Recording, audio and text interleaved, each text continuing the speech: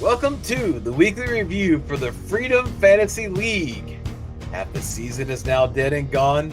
Is it good or bad players that you're hoping the draft spawn? Are you sitting pretty like the doc? Or is your ass sore from being spanked like you're sitting on a big and veiny? Onto the scores for week 8. All right. Wait, a big veiny win. I'm still waiting. Yeah, okay.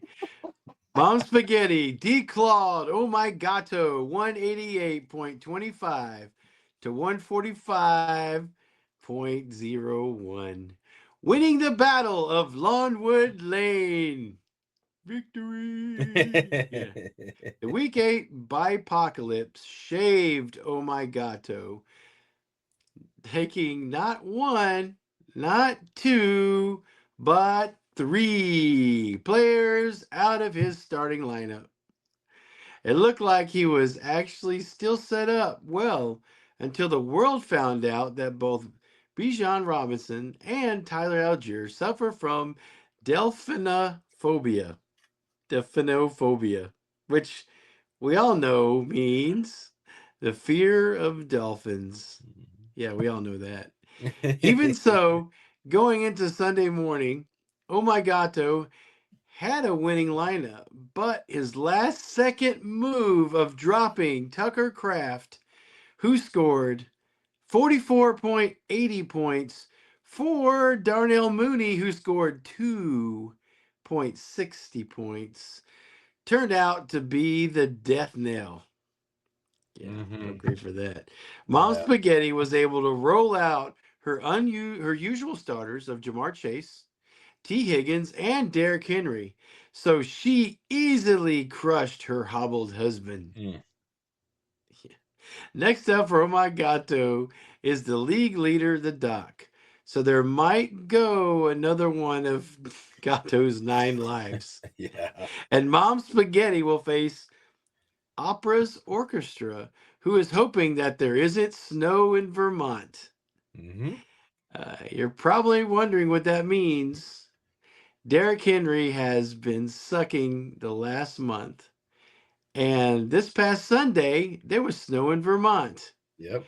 And as they say, when it snows in Vermont, Derrick Henry goes off. And that was the case because he poured in 22.10 points.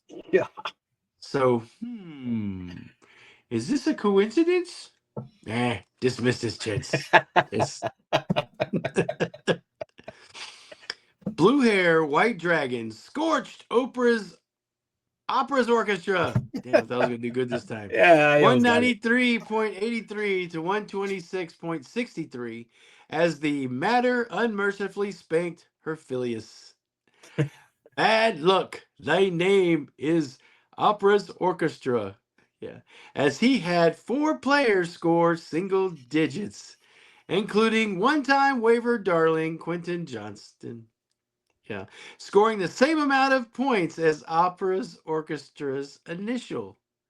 0000. It also didn't help that the player was considered an elite wide receiver this week after AJ Brown's hammy kept him out. Devonta Smith scored way under the expected amount. That's always the way it works for me.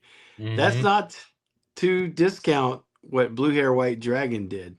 After being the highest scoring team last week, she followed that up with a decisive win on the backs of Jalen Hurts and Breece Hall, who both scored over 40 points each. She did get a gut punch, though, when exciting rookie Cam Skattebo received a season-ending injury.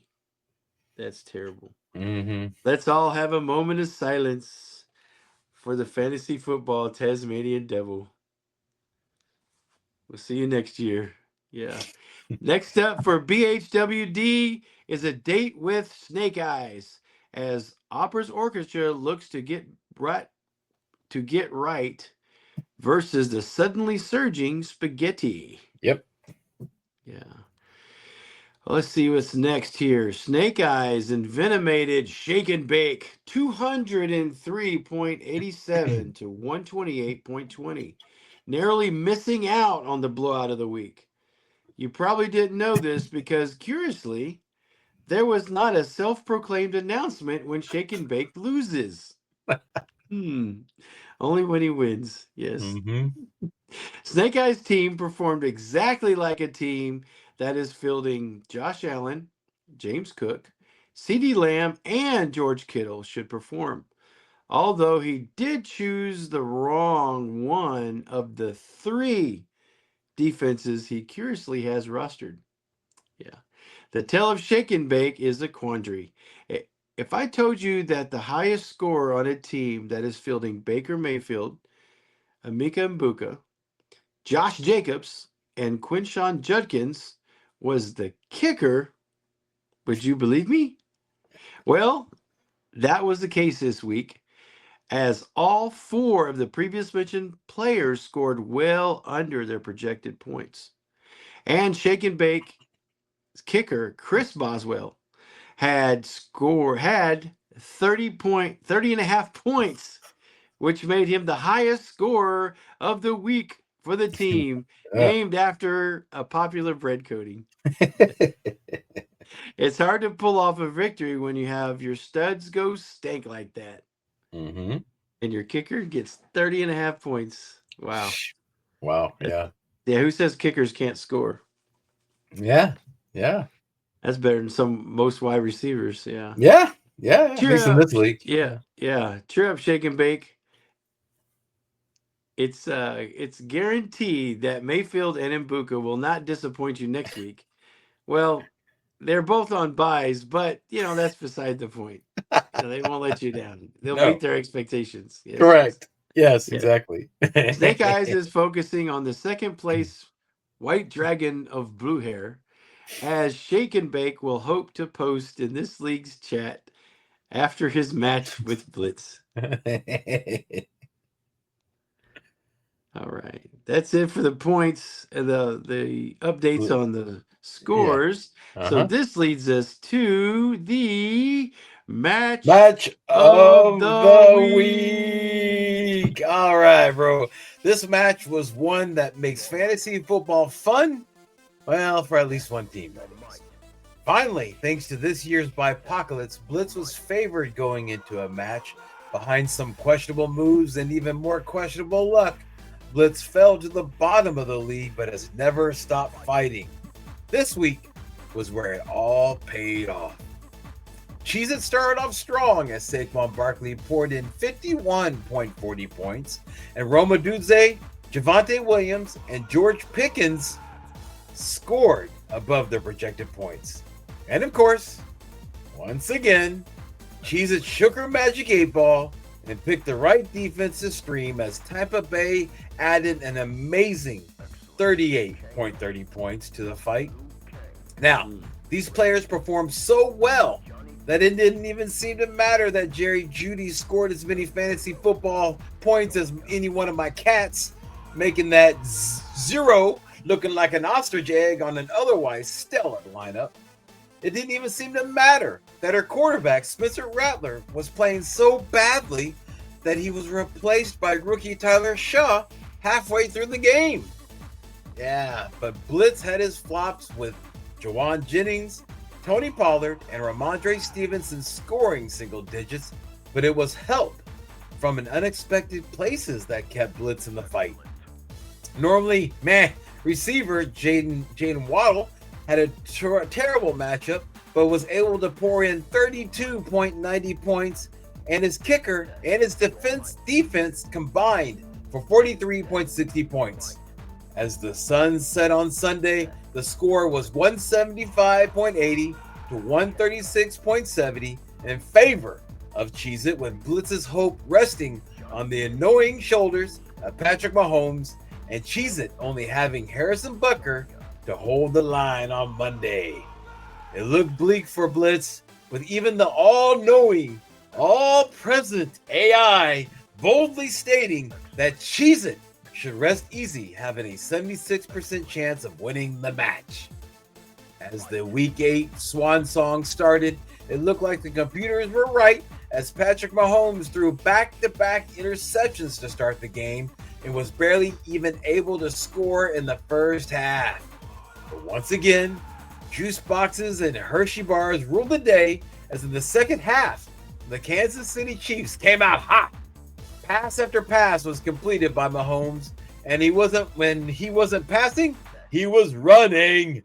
As the game progressed, the points just kept piling up for the wily quarterback, and Cheez-It saw one of the biggest horrors a fantasy football player can see when their hopes lie with the kicker, which is an aggressive head coach who has a fever, and the only prescription is going for it on fourth down, limiting kicking opportunities. When the final whistle blew on the Monday Night Mayhem, the outcome was so outrageous that not even the computers could calculate it. Going into the match, down by 39.10 points, Patrick Mahomes scored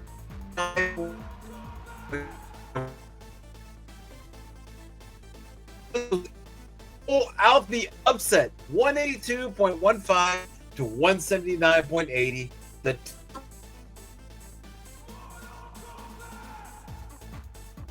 of the week. It's my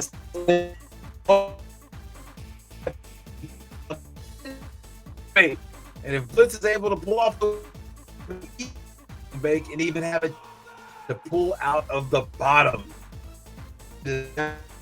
devastating buy and is looking to start. She takes on form blazing sword.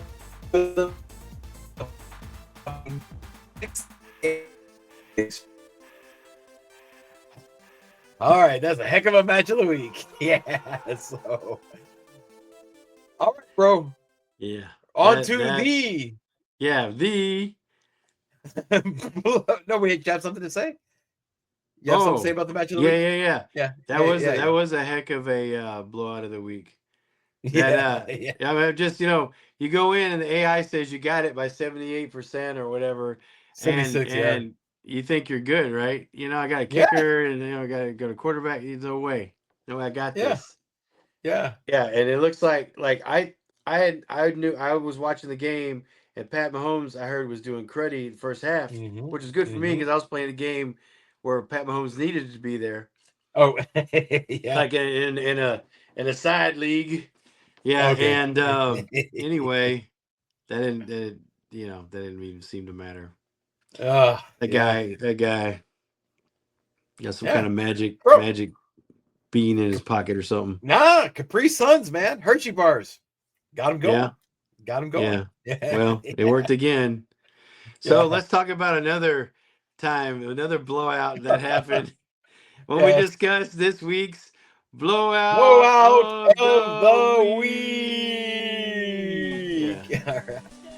This time, this outcome almost seemed inevitable as the Doc's High Colonic extinguished Form Blazing Sword 232.85 to 148.30. With Doc's 232.85 points being the highest score of the week. Yeah. And I got to go up against it. How fun. Yeah. When the news of Puka Nacua going down made the league hope that this would stop or at least hinder the Doc's reign on top of the league, but as long as he has Jonathan Taylor, it doesn't look like his dominion will end anytime soon. Even though Dak Prescott did his best Trevor Lawrence impression, only scoring 20 points, the Doc had Troy Franklin, Chase Brown, Ladd McConkey, and Chase McLaughlin score over 20 points each. Yeah. Bam, bam, bam. Add Jonathan Taylor's 56.40 points. Wow. And you have pure domination. Yeah. So that's great. Yeah. That's great. So let's hear about the other side there. Form Blazing Swords decision to stream CJ Stroud was a good one. Yay, I did one thing right. as the volatile quarterback provided 54.90 points. Yay to the effort. He even had Devon Achane score over his projected points. So that was great, but what let him down pretty much was everyone else. Mm-hmm. Horn Blazing Sword knew that he needed each player to pull their weight, but all the other players did was just seal his fate, as 6 players performed way under their expected points, with the kicker scoring almost the bare minimum to prevent a goose egg, which is 1 point. Mm-hmm. Yeah, there you go. I showed up. Yeah. The only other player that scored above their projected points, other than the 2 previous mentioned stars of the team, were the Minnesota Vikings, which was only 6 points higher. Yeah. Put this mediocre performance next to the Doc's outstanding one, and you have the blowout of the week. Even though Form Blazing Sword hasn't won in a month and a half, he sits in 9th place and is still very much in the playoff race. Yep. Hopefully.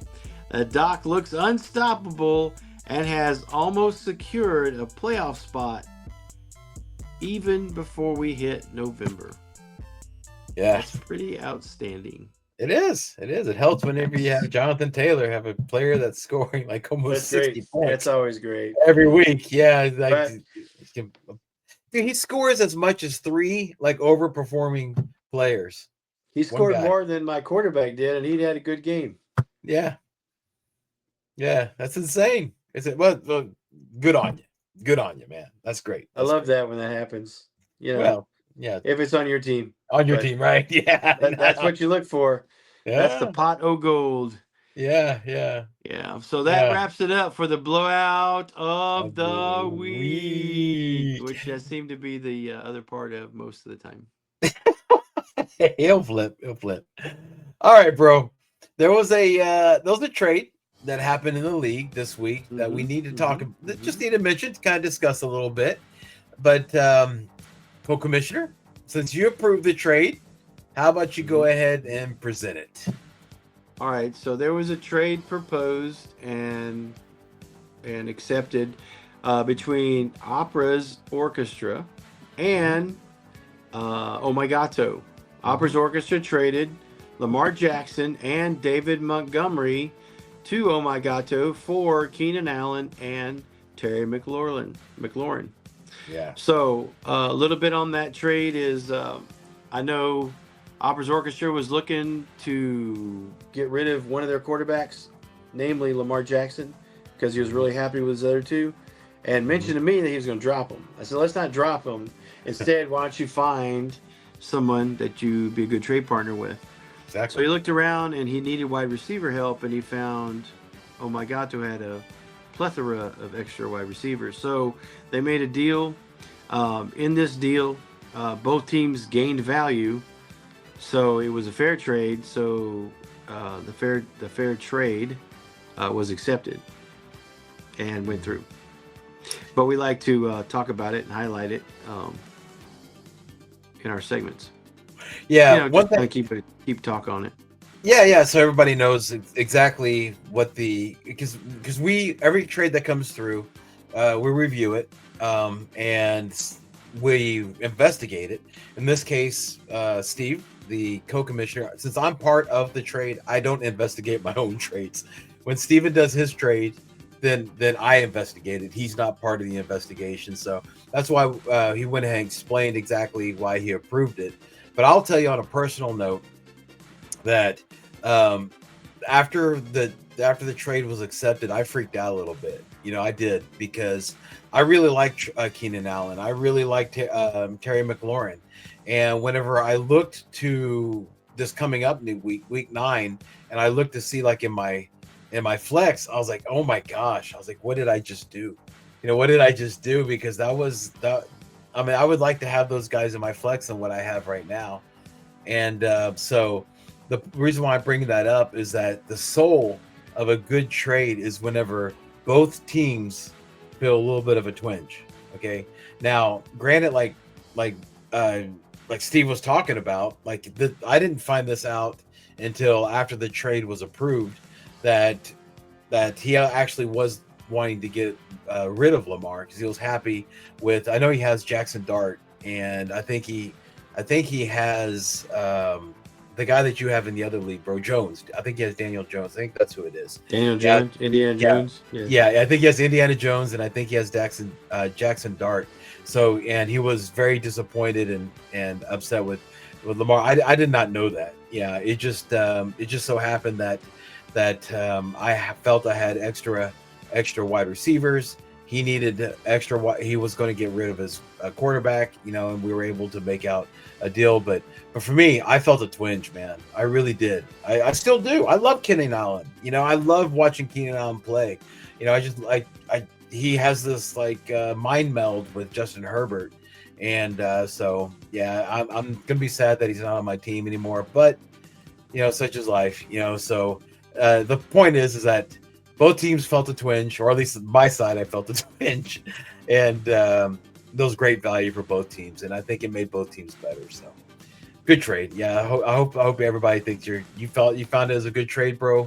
You approved it, and that's just want to go ahead and give you guys when both teams have gain value, it's generally a good trade. Yeah. And in this case, that was the case, and it was good. So yeah, it's good to have him. And I think the trade deadline's coming up here pretty soon, anyway, isn't it? Yeah. Within, I think, in less than a month. Yeah, it is. Yeah, and we just to remind everybody that when we first started this league, we did not have a trade deadline, but we decided that was a bad idea because when you get too close to the playoffs, any small trade, like the playoffs are so intense that any small as some sort of corruption. Yeah, it's a headache, and so we had we've learned that from the past, so we went ahead and I think we copied the league's trade deadline. I think I think we actually the NFL's trade deadline's next Tuesday. Ours is a little bit further. Yeah, I thought we copied it. No. We extended it a little bit further. Yeah, we stopped it. I know we stopped it before the playoffs. That's right, about a couple weeks before the playoffs start. Yeah, just to make sure because it just gets way too intense, and it's a crucible, and so we don't need to add like any type of trades, and it's just better this way. So all right. Okay, so yeah, so that trade deadline, we're getting close to, everybody. So if you're wanting to make some trades to improve your team, you might want to start looking around. And again, a reminder that if you have a trade you don't like, either just go ahead and decline it or send a counter. Don't let it sit there, because if you do, you're a jerk. All right, let's move on, bro, to everyone's favorite segment. Yeah, it's time for our favorite segment and everyone's favorite segment, where we like to highlight some teams for some embarrassing situations in a segment we like to call Oops, I Shit My Pants. So let's start with something unusual. Oh my Gato. Oh my Gato gets one for not necessarily leaving a player on the bench that scored higher, but gets one for dropping Tyler Kraft and picking up Darnell Mooney, where if he would have just left his roster alone, he would have won this week. Looks like the turd missed the litter box on that one, Gato. The true tinker stinker. Yeah, it really is. Here, dude, let me shoot myself in the foot. Let me tinker a little bit with my lineup. Yeah. Yeah. Anytime you make a move right before 12 o'clock, it's usually a bad one. Yeah. It looked good. There's something rotten in the bottom of the bowl as Mom Spaghetti gets one as she started Kendrick Bourne over Khalil Shakir, who scored over 24 points higher than Bourne. It's definitely brown, but that's not meatballs that are on top of those noodles. Time to break out the umbrellas as Blue Hair White Dragon was dropping bombs when she started Jordan Mason over Isaiah Davis, who scored 11 times higher than Mason. that rumbling you're hearing in the sky isn't thunder, it's this decision.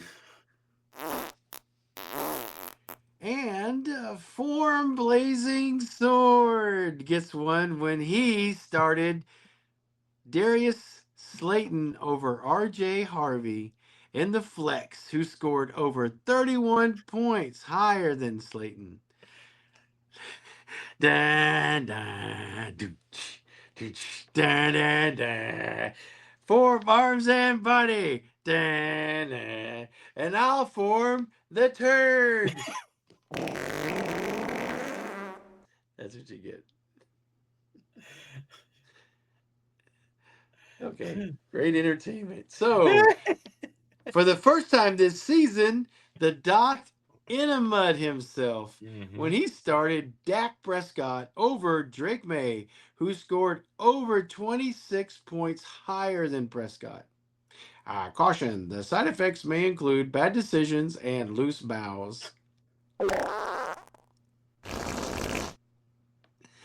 That was more than his skin when he was shedding when Snake Eyes started the Cincinnati defense over the Kansas City defense, who scored over twice as many points as Cincy. This is what it sounded like when that choice slithered out. All right, last one.